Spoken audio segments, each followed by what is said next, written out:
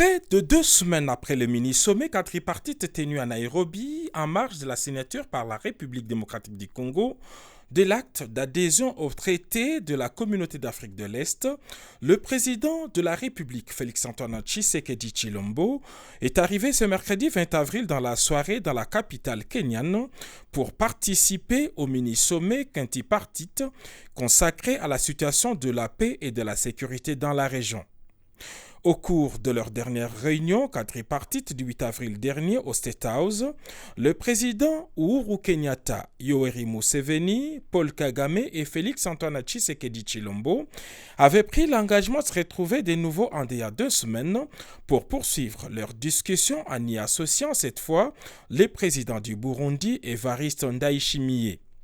L'épineuse question de l'insécurité dans la région, particulièrement dans les provinces frontalières de l'Est de la RDC, sera sur la table de discussion entre les 5 chefs d'État.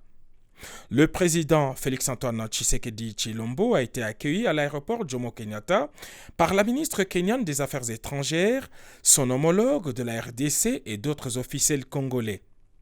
De toute évidence et au regard des impératifs de la stabilisation de la région dans les cadres des objectifs communautaires, la République démocratique du Congo entend donc jouer pleinement son rôle.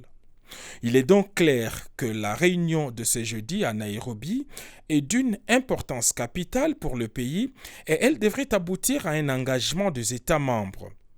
Tous les regards sont rivés vers le State House de Nairobi, d'où sortira ce jeudi les communiqués finaux du mini-sommet, lesquels devraient prendre des décisions et résolutions fortes.